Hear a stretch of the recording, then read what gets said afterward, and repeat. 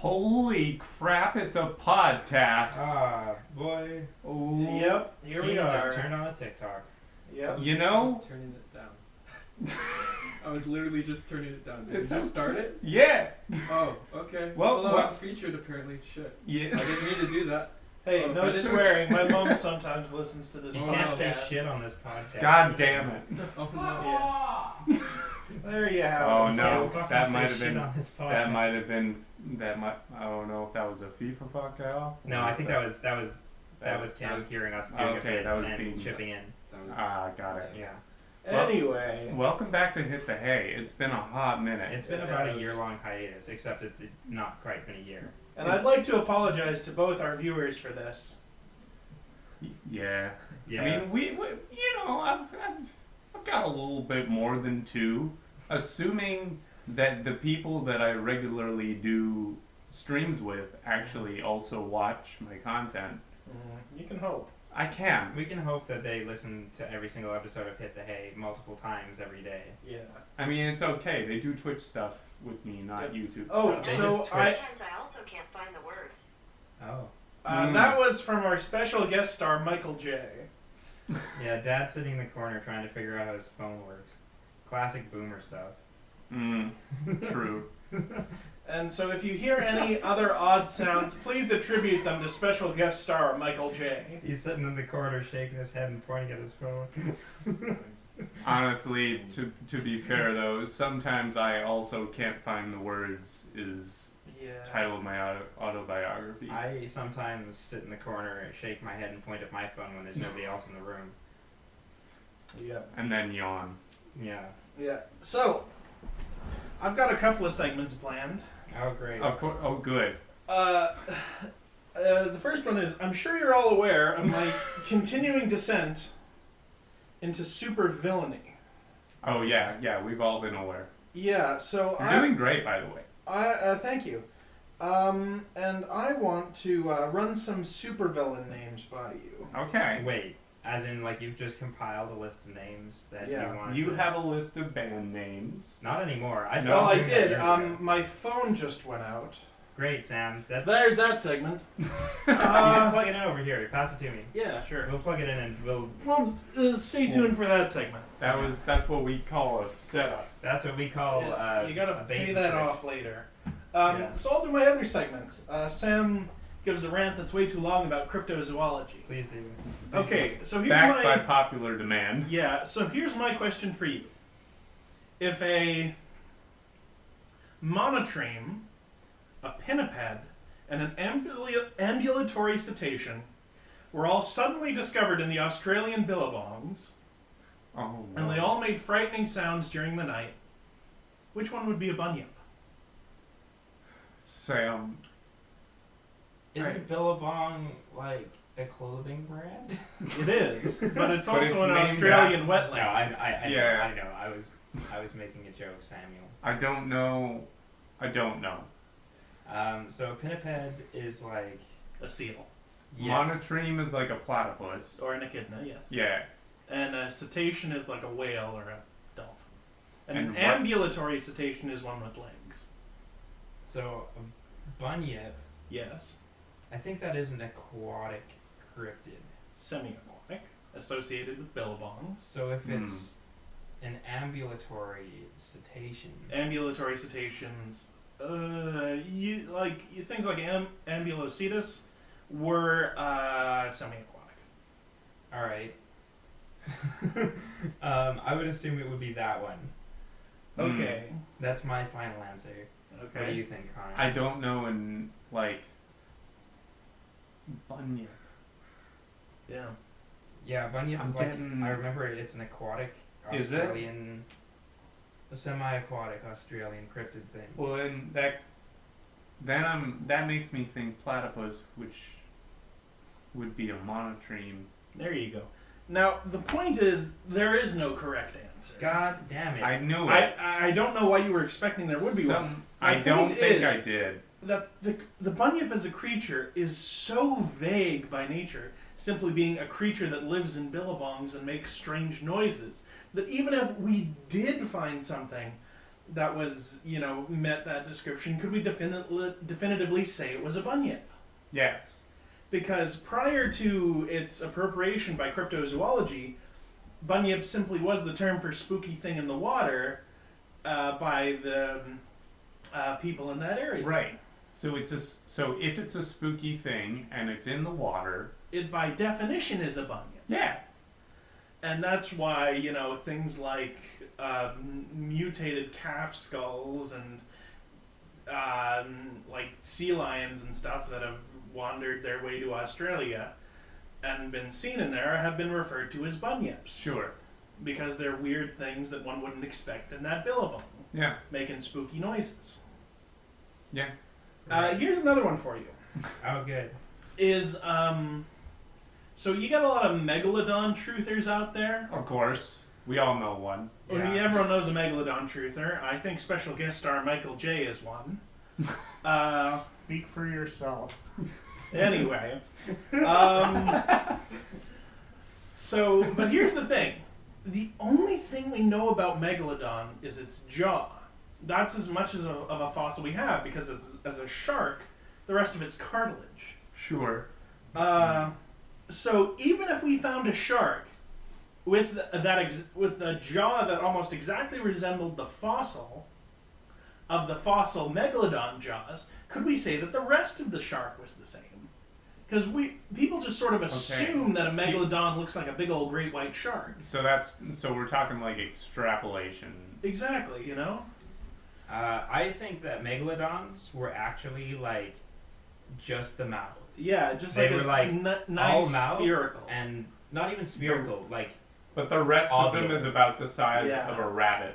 yeah, Yeah. it's like this little tiny tail with this massive jaw. Yeah. That was what the megalodon's problem. Exactly. That's my megalodon tree thing. And Why there are more likely answers than others, but we still really don't know what it looked like. So even if we found a shark, are there two existing shark species who look totally different, but their jaws could be mistaken for one another? I bet Probably. I don't know. I'm not a marine biologist. I bet the megalodon was a pufferfish with a shark mouth. Yeah. Anyway. Oh, well, and here's the other thing. I bet the megalodon was an octopus with a shark mouth. There you go. I believe that. Is that the Megalodon was a surface browsing coastal predator. Now, the thing about things that are on the surface and in shallow water is that they're pretty easy to see Sure. comparatively. Mm-hmm. Right.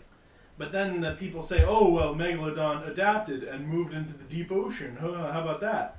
Well, then I'd say then it has gone through enough adaptations that it's probably another, you wouldn't consider it a Megalodon anymore, it's another species. It's Sure. evolved to fill a different niche Right. in its Okay. environment. I lost the train of thought. I think maybe at one point I had it. Yeah? Well, you've been doing your best, Connor. and I I'm proud of really you. have. But yes, just continue on, Sam, and we'll see if we Yeah, understand. But my point what's is, happening at some point later on. is that so many things in cryptozoology don't have, even if they met their defined goal, they wouldn't really? Yeah. Is my point? Because that's not the point of it. What is the point? I'm curious. What is the point? The point of cryptozoology And I'm excited to hear it. is, hey, there's some creatures out there, There sure are. some little varmints, Yep, and they sure are odd, aren't they? they sure are. That's Who's- the point. That's it. it. End That's of it. sentence. We've solved cryptozoology, everyone. That's it. Yeah. As long as there continue being little guys out in the world, or big guys, That nobody is certain That- whether or not they exist. yeah, And big guys who would presumably be very easy to see, like droppings, corpses, live in social groups, etc. exactly. Things that are likely not existing, but could possibly exist. I'm like, what if? And the thing is that, once you do classify it as a thing that exists, and, you find it, it's just not a cryptid anymore. It's No. Oh, like a platypus is a former cryptid, Yeah. Yeah. as is an okapi. There have been animals that have been controversial in science as to their existence, Sure. but they did find them. you Right. know. Yeah. Anyway, Emmett, provide us with something. Contribute. Okay, so I guess if that whole conversation is done, I guess we have a bit of interesting. So this morning the cat got out, and we have no idea how. We've been trying to solve this mystery all day. So And maybe it's a good use of our time to propose our own theories as to how on earth. So our house, we keep our doors closed. We keep our windows like open just slightly enough that is too small for the cat to get Oh yeah, out. between this recording and the last recording of Hit the Hay, Emmett and I moved into the same house, and we now live in Vancouver. Yeah, with the cat in the house. Yeah. And we know that this house was sealed enough that that cat could not have gotten out through any of the windows, and all the doors were closed. And I went to bed at 3 a.m. and the cat somehow showed up outside of the window of Cam Yeah. at 5 a.m. Yes. And I woke up at 6:30 a.m. and you the slept door- through the night up until that point. yes, Right? and the door was closed when I went into the kitchen. So there was no possibility that any of the doors were open. So wait, between 3 I went to bed at 3 a.m. and she was 3 meowing a.m. at me the whole time I was going downstairs to my room. and she then showed up later at 5 2 hours later. 2 at hours 5 later. a.m., There's a 2-hour window. that she somehow got outside. Okay. So how do we solve this puzzle box? I don't think the object here is to solve it. I think we're just going to make theories. Mhm. Like, I mean, yes. I think that'll be a better use of our time, is to just be like, maybe this is how she did it. Okay. Now, technically, we're making hypotheses. Absolutely. You're right. The obvious solution is that something was actually open. Let's That's the ignore obvious that. solution. We're not here for obvious explanations. No. What's the most convoluted thing that you can come up with, Samuel? Listen, you see, a cat exists in two states: being observed and not being observed. During the time in which the cat got to somewhere else, the cat was not being observed, Right. and hence did not exist. At that time, Until, once again, the cat was observed. right. At that time, the cat was both in and outside of the house. Yes, in a state of quantum superposition. Right. It's So, common with cats. The thing is that the cat was not observed, and then somebody made the decision to observe the outside, and therefore the cat manifested outside. Yes, that's correct. There was a hole in This this. particular cat is a cryptid. This cat is a cryptid. That is fully true. The problem is that the cat was not observed outside of the window. The cat was heard outside of the window, thus provoking an Hearing is observation. observing with your ears, man. True. I mean, but then like the cat Get was your not observation observed. bias out of here. in order, like the cat manifested without somebody first observing it. It just created, like it would have manifested on its own. But the thing is you're treating like that was the initial observation that was observing the cat, was hearing the sound, Right. not opening the window and seeing it, because you're using observe in the literal sense as seeing. I guess but so.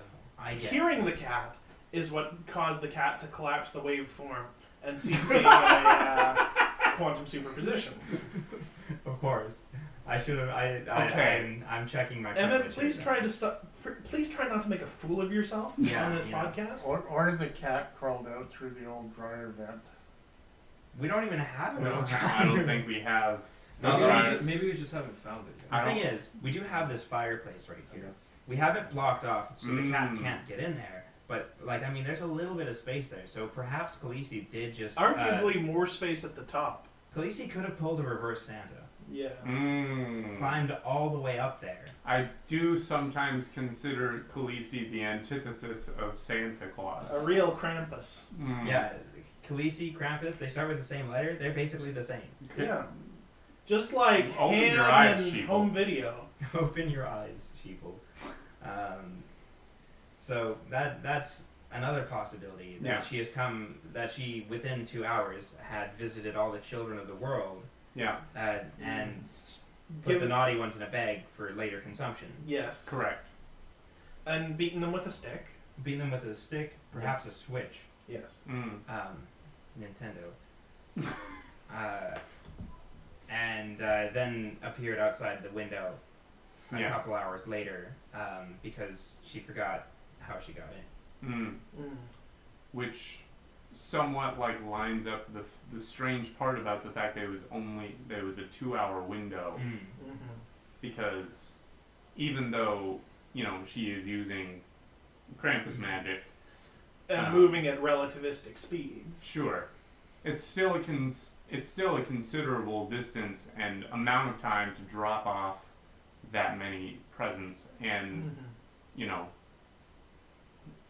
bag up all those children. Yeah, statistically, the time typically given is approximately, well, it would be 24 hours because the night of Christmas, Mhm. when we envision the planet as a globe, you would have 24 hours as the sun rotates.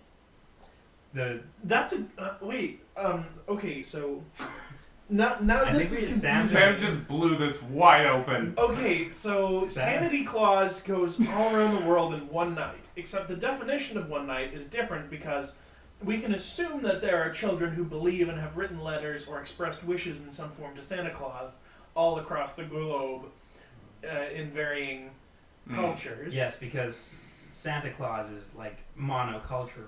There Santa Claus exists across are all definitely cultures. children who don't believe in Santa Claus and hence don't receive presents. Do they even know that it's Christmas time at all? Exactly. That's the real Christmas miracle. It is. So, but we can assume that there are children approximately across the globe who do believe in Santa Claus in varying cultures through cultural osmosis. So Santa has approximately 24 hours of Christmas nighttime, I think, because given the If you're wrong time about zones, this, I'm so heads are confused. gonna roll. If you're Okay. wrong about this, no one's probably going to Do care. all the time. So yeah, no, all time zones at the Earth at a time. It's 24 hours, right? There are 24 hours in around the Earth at any given time. Sure. Ignoring Yeah, time various zones. regional time zone Sure, yeah. variants.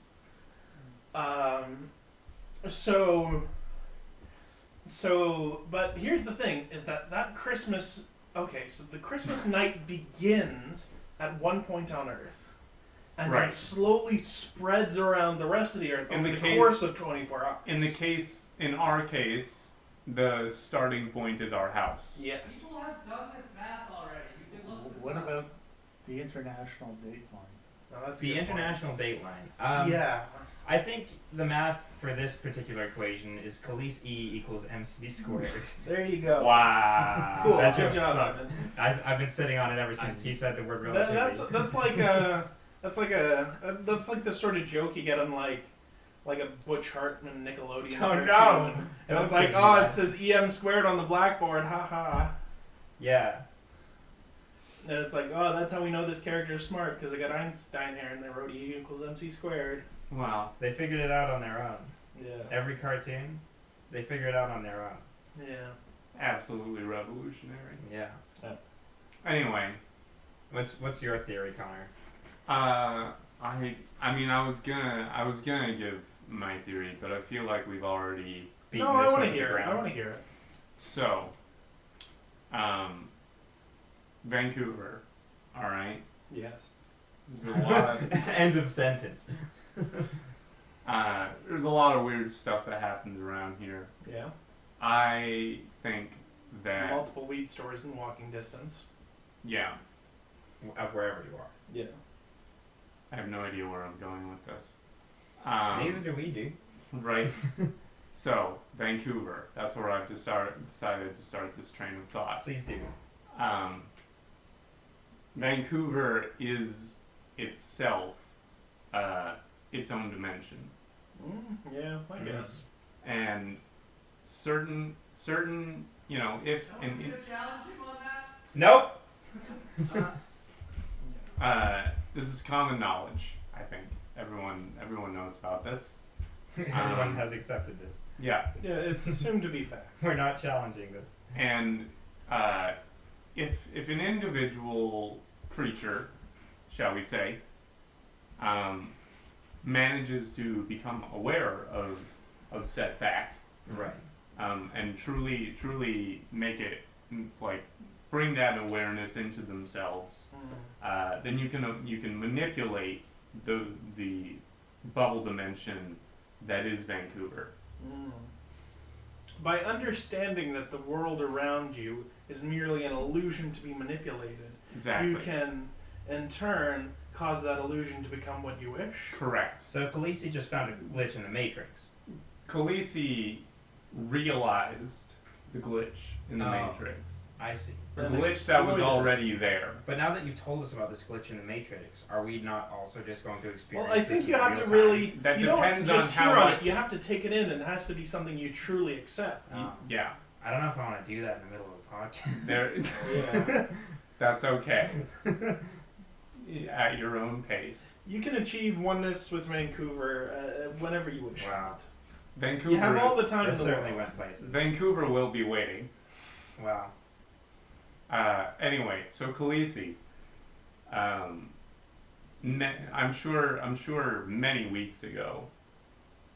Made this revelation of the nature of Vancouver, and decided that on occasion she would use it callously for her own entertainment, Right. her own leisure. Because once you realize the illusion, you realize that the social structures put in place there are also an illusion. Once you have mastered the rules of reality, then you are able to break them. Yes. Right. Khaleesi has realized that the fact that we keep her inside the house is mainly Abstract just and arbitrary, and there is really Yeah. no difference between inside the house and outside the house. Those are arbitrary distinctions. They are in fact they're a small scale representation of the Conceptual. the metaphysical boundaries of the Vancouver dimension. I'm picking up what you're putting down, Connor. I'm so glad for this. wild. So that's my theory. Is my phone charged? Oh yeah, Sam, you can give us your supervillain names. And, It's not charged much, well, if it's but charged it has enough. charged probably enough. Okay. So, Alright. So if any of these grab you, if any of these stir something deep within you, if any of these compel you to cower, or bow down in fear, please tell me. All right. for sure. Alright. Okay. The Cad, Trenchfoot, Tallowcatch, Spectacle, Eponymous, the Bismarck. Wait, The you gotta torso. slow down, man. Okay, I have a lot of these to give- get through. Oh If boy. one of them catches your ear, you jump in. Okay. Alright. Alright. Bloodclot, Blue Sky, the Snark, Borogrove, Did you just say the snarf? the Snark, Emmett, please. That's not better. What do? Attach yourself to the end of a guitar and tune it? No, it's a reference to Alice in Wonderland, Emmett. It's the hunting of the Snark. So, like, Actually, that's a poem. Yeah, it is a poem. Well, it's Lewis Carroll. It's not in Alice in Wonderland. yeah, Sam. I thought But you were it's supposed to be in- some pedantic It's one. it's here. Keep in going. the universe, though. Keep going. Wait, another one, Borogrove, Doraku, Brombones, Connemara the Cursed, Chiaroscuro, Speakeasy, Polecat Pete, Coast. Did you just say Polecat Pete? I did say Is your, Polecat. Sam, Sorry, what? If your Polecat. supervillain name was Polecat Pete, what would your whole steez be? I would be like a sort of miner with like a skunk beard, Oh. like a single white stripe down the beard. Okay. And I'd be an old-timey prospector. Hi, I'm Polecat Pete. Give me all the gold in them there bank. Like that. Right. Okay. That would be Gotcha. shtick. Anyway, Fair Play, Labyrinth, Falcon Dive, Muckety Muck, Dime Store, Dollar Store, Humbug Billy. Wait. You're just your name would just be Dollar Store? Or Dime Store. Those are both options What that if- are on the table. What if What if they were a $1.25 What if- store? Yeah. what if Dime Store were your like sidekick? Exactly, you know, Okay. they go together. Humbug Billy, Sarbomba, Defenestrator, Happy Hands, Lapel de Vide, Obdurodon, the Mullen Skunk, Robber the Mullen Baron. skunk? Yep. I think that's It's a strain similar of one to weed. Polecat. That sounds like it. Fat Tuesday, the Synapsid, Basil the Great, Formless. You can't just drop something like Fat Tuesday and carry on. It's what Mardi Gras literally translates to. Right, yeah. You're right. I forgot about That's that. true. It's the Tuesday when you eat pancakes before Lent. I think the politically correct term is Shrove Tuesday. Yeah. All right, Whirlybird, Dirge Singer, Pester John. It's like Prester John, but you're a pest. Nice. The Dapper Apparition, the Dentist, the Hygienist, the Royal Albert, The Tatterdemalion. Royal Albert? You can't just be a supervillain called the Royal Albert. Why not? That's cursed. It's like, it's the Royal Albert. I've come to rob your bank. The Royals are already super villains. I've got a burlap sack with a dollar sign on it. I'm Exactly. the Royal Albert. Yep. All right. It's like, How Who's many holes does it take to fill the Albert Hall? Good question. how many days? Anyway, Okay. There was no it's answer. the line from the asking. song. All right.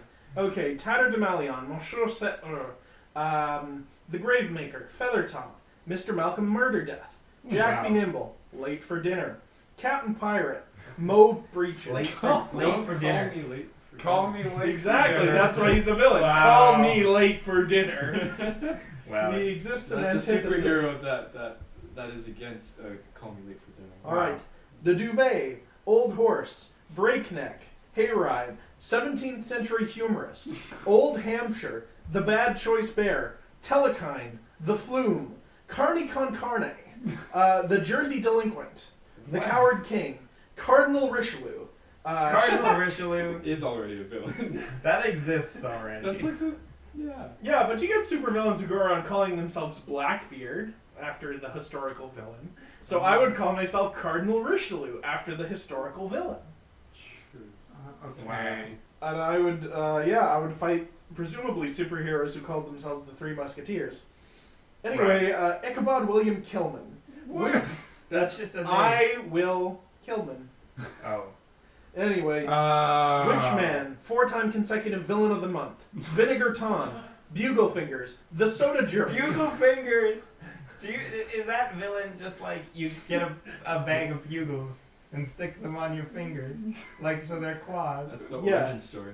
That's Bugle Fingers. All right. What happens when your bugles fall off of the fingers? Or break, You get because they're more. corn snacks. You You have have to- more. They're not expensive. This Emmett. villain only You can get exists these in at the dollar proximity store. to like very specific vending machines. Yeah. Anyway, Fierliach, Silverskin, the Brock Inspector, Mordmeister, Mutton Chops, the Prophet I of do like Prophet. mutton chops. I think mutton chops is the one, Sam. I'm gonna keep going. Antoine Default, Scaramouche, Cowcatcher, Full Goon, Picaresque, Wait, if Fever you, Dream. if you choose Scaramouche, will you do the Fandango? I will. All right. Abyssal Blue, Johnny Moniker, Sin-O-Matic, Le Maître de Verre, that's French for Hammer of Glass, Okay. Hackleberg the Huntsman, Autolycus, Mr. Pandemos, Rex Nemorensis, Charismatic Megafauna, Big What? Fish. Wait. Hello, my name is Charismatic Megafauna, Yeah. What is that? and I am an addict. So when you're like a nature photographer like National Geographic, you Sure. might be into like beetles or whatever. Mm. But the editor at National Geographic is like, I need pictures of charismatic megafauna. Mm. So that's animals that are large and impressive and photograph well to put on the cover of didn't- National Geographic. I didn't know that J. Jonah Jameson had been promoted to National Geographic. Yeah, he doesn't want you to bring in pictures of spiders. Well, He wants charismatic megafauna. I'm glad he's moved on. Yeah. Bugle Fingers took up Daily Bugle. Yeah. Wow. Okay. Ayo. All right. There it is. All right. Oddfellow, Big and Tall, Voidheart, Cheatskate, Mizzen Man, Bunyip Aristocrat, Croque-Mitaine, Funeral Mountain Terror Shot, How Mixed many? Company. How far through the list are we? A good question. What was the one that caught your attention? Croque-Mitaine or Funeral Mountain Terror Shot? That was the one. That's a fearsome critter of a coffin-shaped creature that goes along the plains of Utah and then explodes. I'm pretty Okay. sure that's just the Mormon church. Yeah, there you go. Wow. Anyway, all right. Mixed Company, Cola Creature, Feldergeist, Roggenwolf, Waterway, Dullahamster, Hogshead. No! Dulla hamster? Yeah. What? It's like a Dullahan who's a hamster. That's the worst. Anyway, Hogshead, Gadfly, Pitch Shifter, 66.6 FM. Bittersweet, Yorick, Death's Head, Lordling, Medical Marvel, Autolycus again. Marote, The Vaudevillain, Wow, that's good. Fear Gorton, No, it's That's bad. The a good Bugain, I like that. Tatty Bogle, Definitely racist. probably. Which one was it? Vaudevillain. The vaudevillain is racist? He's from he's in It's vaudeville. Yeah, vaudeville. which is just, you know what they do in vaudeville, right? Not exclusively racist things. Well, there's a lot of blackface. Well, yeah. Those are minstrel shows. That's a Well, that's- minstrel show. That's a specific genre of that has proximity to Tell me vaudeville. vaudeville wasn't characteristically racist It right now? was, but not absolutely every element. Anyway, we're getting off topic. I'm gonna need subtitles for this. The Tatty Bogle, Feathered Tyrant, Hellpig, Trolluol, Trollpipe, Sobriquet, Wacky Water Safety Inspector, and Faux Pas. Alright. Wacky Water Safety Inspector. Yeah. I think you found it right at the end of the list now.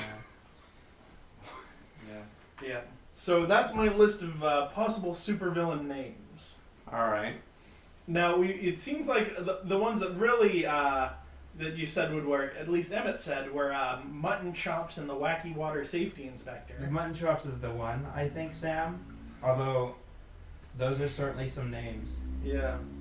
I think even if you were to go with the wet and wacky water inspector, Yeah. safety inspector, you would need you would Wet still Wacky Water Inspector. Add that one to the list. Don't. I think you would still need mutton chops. Yeah. Well, I'm for not that shaming them for any of these names. Oh, good. There are a few names on there for which I think mutton chops might need an explanation, but Mhm. Well, no, I'm a crazy prospector who happen to have mutton chops, or I'm a guy named Hell Pig who happens to have mutton chops. You know, and there aren't any that are like smooth temples or anything okay. like So that. you would say that all of these names are compatible with mutton chops. Yeah. Okay. What about the dollar store mutton chops with his sidekick, dime store goatee? Thanks for contributing. I feel like Dime Store Sam would just have. punished Dad. I feel like Dime Store would just have like a well-groomed mustache. But there are none of them that I think truly preclude a mutton chops. Fair enough. Wow. Wow. That was certainly a thing that we talked about for a very long time. Yeah, but wouldn't you know it? It's actually time. It's around the time for gosh dang wiki surf. Yeah. You're looking at me, so I guess I'll be the one. to Well, I go mean, up. I've got it up. Okay. So, for this episode, we're at the Aesthetics Wiki. Note that this was provided by Emmett and promised to be real great. Okay, so No. I found this like a solid 8 months ago or something, Yeah. and I have no idea what this wiki is about anymore, or if it's actually good. So I'm looking at the description. It's a comprehensive encyclopedia of online and offline aesthetics. We are a community dedicated to the identification, observation, and documentation of visual schema. Okay, Cool. so what the game is going to be, describe a house adhering to whatever random combination of two aesthetics. That's interesting because I was Alright. thinking that it would be that we just have to adopt that aesthetic for our life. Oh, We can do that You can too. do that on your own time. Yeah. Okay. So yes, they. Oh wait, do they have a random button? They They should. do. Yeah, it should. Yeah. All right. Anyone want to go first? I'm Wait, so- where is random? It looks like I'm going first. Yeah. All right. Nanopunk. Ooh. Heavily inspired by biopunk and cyberpunk, focuses on the impact of nanotechnology. The relationship between humans and nanotechnology, and how the government could control humans with nanotechnology, while also corporations. I don't think it's specific to the government. But anyway, yeah, nanopunk. Okay. Which Number is, two. Wait. Give me a sec. Where did you find the random page from? Robotics Kids. Okay. I don't think this is an actual. I'm gonna go again. Okay. That's not an aesthetic. That's a. Alright, so we had person nanopunk. with an aesthetic. Let's go again.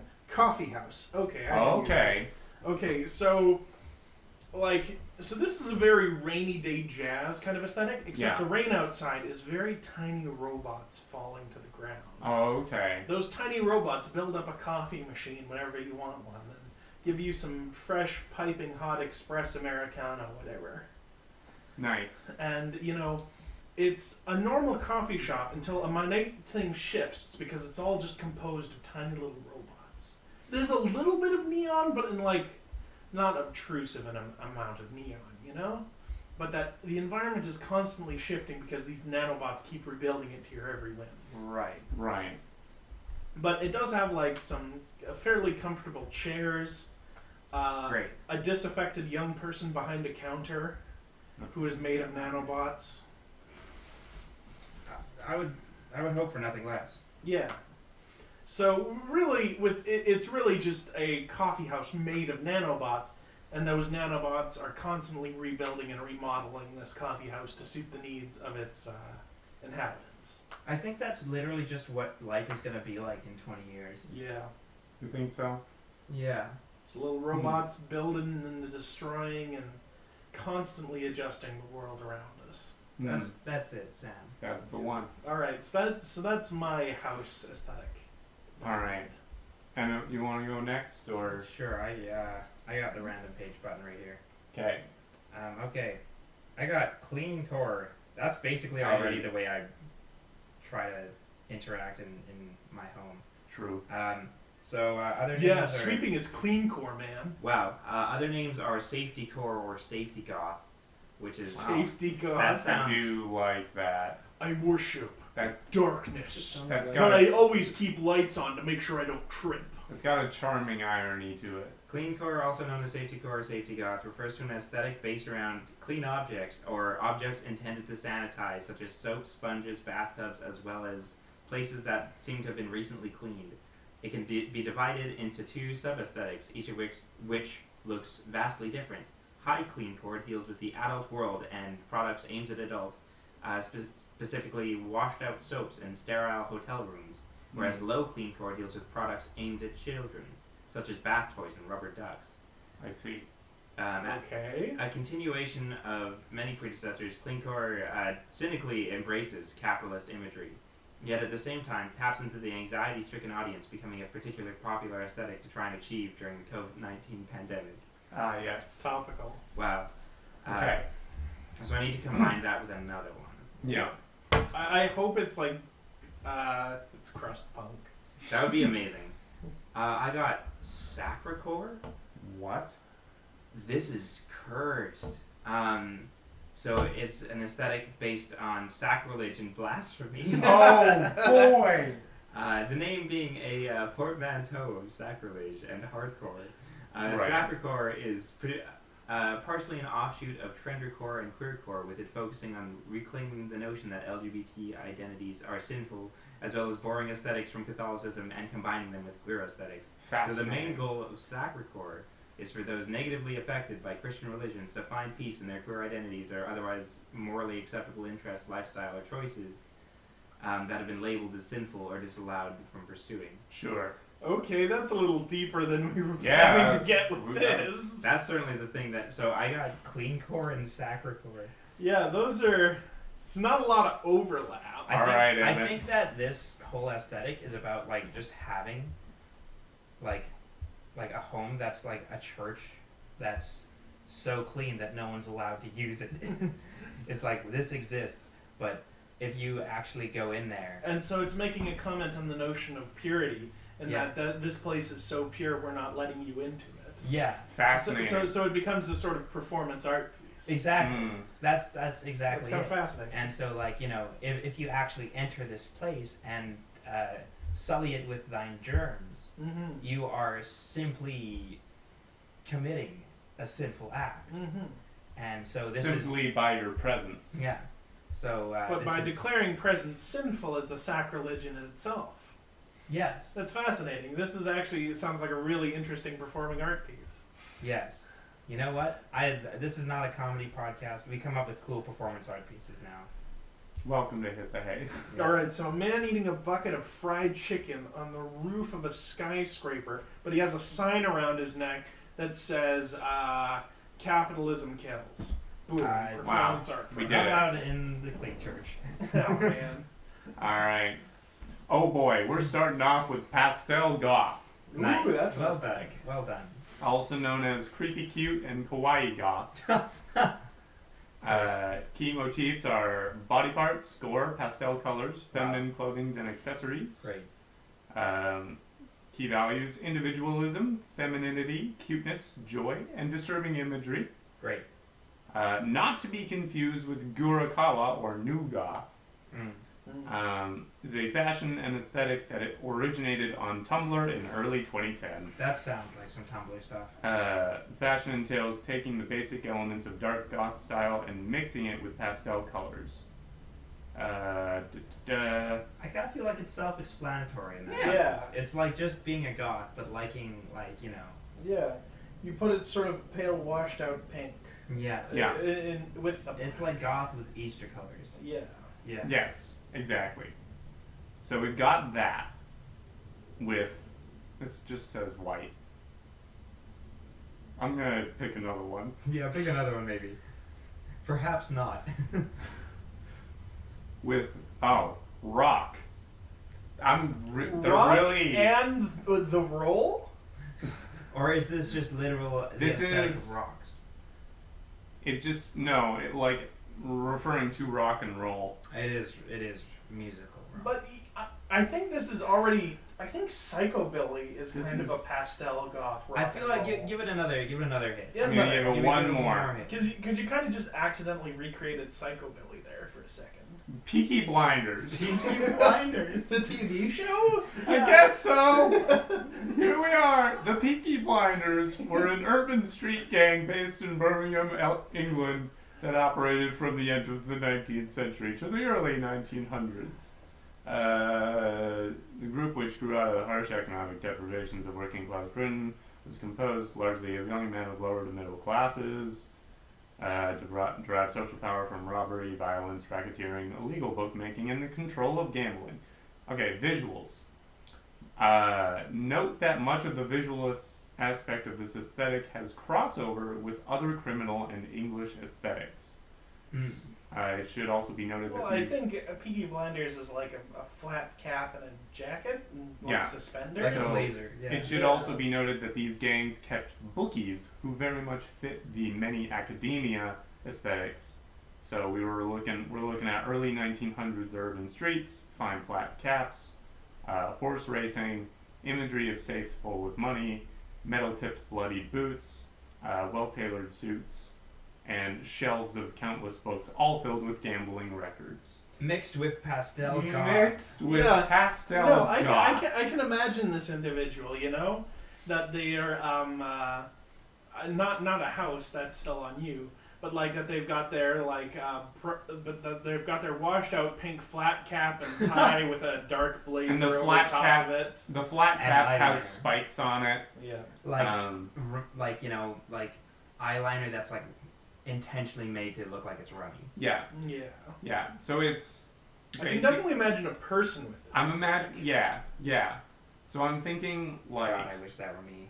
if you were to imagine like a British bar, Mm. but like I can certainly imagine one. but with a little bit more like metal elements to it. So like the floor is all black, and then the counters are made of metal, but have been like designed in a way to look like sort of the designs that you would see in like an old wood like bar counter. That But it's sounds made of very metal. difficult to conceptualize. No, I get what you're saying. And like instead of browns and like greens, Instead of like being a Glenfiddich logo. Sure, it's like bright, like pastels, like light pinks and green and lighter greens and blues, stuff like that. It's Yeah. interesting. So we got just like a, punk rock, pastel, Peaky Blinders bar, Yeah, performance art, sanitary church, yeah. And an ever-shifting coffee house. and a coffee house made out of Coffee nanobots, house. serviced by nanobots, for nanobots. Coffee house designed by the guy from Big Heroes. Now, if these houses all fought, which one would win? I mean- well, mine's full of nanobots, so yeah. As much as I would like to think that my Peaky Blinders pastel goth house would put up a good fight, I don't think they can actually stand a chance against nanobots. Yeah, that's kind of recreate, kind of And temporarily goes away from creating coffee shop things to creating, flat out weapons. yeah, and the performance art church I think would just be collateral damage. yeah. It would be destroyed, and that would be the sacrilege. But by committing sacrilege, you would just It's be playing further into fulfilling its purpose. Yeah, exactly. So it's all very poetic in the end. We Mhm. did it. Hooray! All right. What about you, Keenan? Keenan fell Thank asleep, you for your so input. This is Always a pleasure. great. Well done. That's the length of a podcast right Yep. there. I think we did it. We and let's did it. and let's get our special sign off that we give every week from special guest star Michael J. You kids get off my lawn. That's our That's, sign off. that's the That's one the we sign-off. do every time. Yeah. It's been a slice. It has been a It has slice. been. Don't forget to We've- check us out on different podcasting platforms. Do it. Check out Emmett's channel. He makes Subscribe. good Oh, stuff. thank you. Yeah. Check out from my time to turn channel. out It the doesn't lights on exist, but hey, you might as well give it a shot. YouTube. And Yeah. Good old Lanky guy on YouTube. Check us out on Apple Podcasts, Spotify, whatever else. we're Google on. Yeah. Plus, Yeah. Google Play. MySpace, Mmm. Napster. SoundCloud. Yeah. Yeah. I think it's time to hit the hay. It has now definitively been a slice.